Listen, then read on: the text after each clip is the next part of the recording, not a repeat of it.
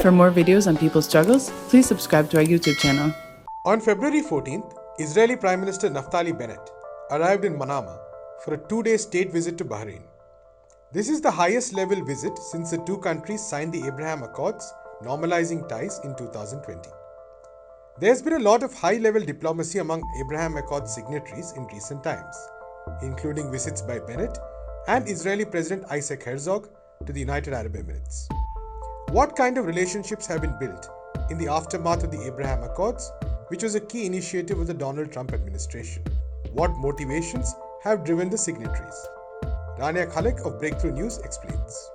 So with the Abraham Accords, one thing about them that I find a little bit silly is the fact that they're referred to as some sort of peace deal when, it's silly to call it a peace deal between countries that have never been at war. I mean, Israel's never actually been at war with the UAE or Bahrain or whatnot. But, the Abraham Accords was really more of a project of Jared Kushner under the Trump administration.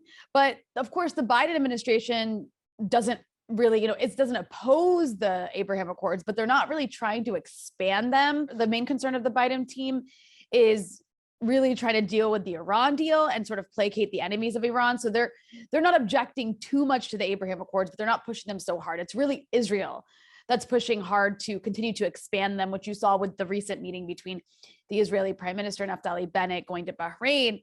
And Israel's, of course, trying to expand the Abraham Accords because the Israeli dream really is to have Arab recognition of Israel, for one, but it's also, more importantly, to create a regional anti-Iran alliance between the Israelis and the Gulf states, which kind of already exists, but to make it, more concrete. And it's also, of course, financial. The Israelis have a financial interest to be able to have an economic relationship with various countries across the region. I mean, they already do with former normalizing countries like Egypt and Jordan, and they want that to expand because it's good for their economy to be able to, for example, sell weapons to the United Arab Emirates. Now, for the UAE and the Saudis, even though the Saudis haven't actually technically normalized with Israel yet, they're on the path to. The UAE, however, has, and for these countries, it's important for a number of reasons. They don't like, first of all, they don't like the Palestinian cause, obviously, and more broadly, the UAE and the Saudis really view any Arab nationalism or sort of pan-Arab or leftist project in the region as a threat to their own hegemony. So they promote this kind of narrow Saudi and Emirati nationalism, to kind of like, cancel out the Palestinian cause and other Arab nationalisms. And so to have a relationship with Israel to sort of shut down the Palestinian cause behooves them in that respect.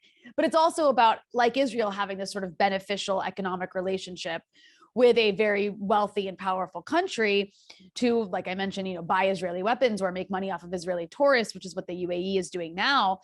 But again, it's also about maintaining this broader anti-Iran alliance. And then for Bahrain, Bahrain's a poor country for the most part, and it needs investment. So that's part of it. But the Bahrainis also depend on the Saudis. They're practically like a Saudi colony. So in other words, in short, all of these countries, the reason that they want to expand these Abraham Accords is they're doing it to maintain their existence and their hegemony over the region. And the Israeli relationship with the Gulf states really is natural in many ways, because at the end of the day, they're all clients of US imperialism. So they have similar interests, the primary one being to contain the region, their own regional power against the Iranians, which present, I think, the biggest threat to US imperialism in the region. And if they're all client states, and it presents a threat to them as well. And I just want to mention very briefly, we don't think of countries outside of the Gulf states as being a part of these normalization schemes. However, the US has pushed for normalization on Israel's behalf in other countries as well. And one country that comes to mind is Morocco, which, the US promised to recognize the Western Sahara, which is occupied, as part of Morocco, in exchange for Morocco normalizing with Israel, which they did. And now they're trying to push this normalization scheme more secretly in Lebanon, where I'm based. The US negotiating team that's been in Lebanon recently negotiating the maritime border demarcation lines between Israel and Lebanon led by this guy Amos Hochstein, who's actually not just American, he also is an Israeli citizen. They've been leading these negotiations, but recently the U.S. has been trying to condition Lebanon receiving Jordanian electricity and Egyptian gas, which is not related to the maritime border agreement. They've been trying to condition that electricity generation in Lebanon on Lebanon agreeing to a maritime deal that's actually favorable to the Israelis. And the disputed gas between the two countries would then be divided and administered and sold by the Americans, which is actually more than normalization. It's actually a partnership. So despite the fact that the Biden administration isn't necessarily taking the Abraham Accords and trying to expand them as openly as the Trump administration, they still are going around trying to use their power in the region to push countries into normalizing with the Israelis. The Abraham Accords were controversial as they marked a retreat by some Arab countries from their long-standing and stated position of refusing to recognize Israel until a resolution to the Palestinian cause. What were the factors that prompted these countries to abandon their commitment to the Palestinians? How have countries like Oman and Saudi Arabia, who are not formal signatories but close to Israel nonetheless, responded to these developments? Well, I think there's a few things going on here. I think that the role of for example, Palestinian Authority, which is normalized tremendously with Israel and is basically acts as like a security arm of the Israelis in the West Bank, has led to these other countries to feel slightly more comfortable doing the normalizing more openly.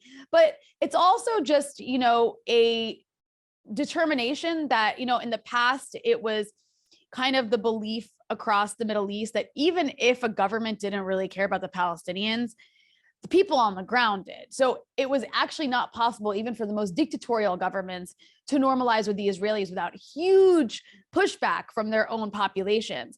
But because of a lot of sectarianism and sort of the rise of more narrow and local nationalisms across the region and the split between the pro-Iran axis and the anti-Iran axis, it's become much easier for these various regimes across the Middle East to do this without that much pushback from their own populations who are sort of busy caring about other things. But, you mentioned Oman. And I do want to note that while the Qataris, while Qatar and Oman are not officially, they haven't normalized with the Israelis, they didn't join the Abraham Accords, they are unofficially playing a role.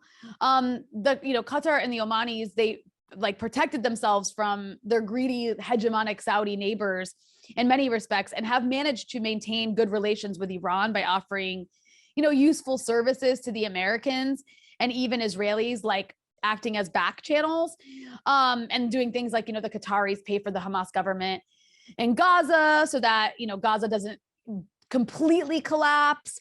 The Qataris also help with the Taliban. They also let the Americans have one of the most important bases in the region, no questions asked. And that kind of allows them to maintain this foreign policy independent of the Saudis or the Emiratis.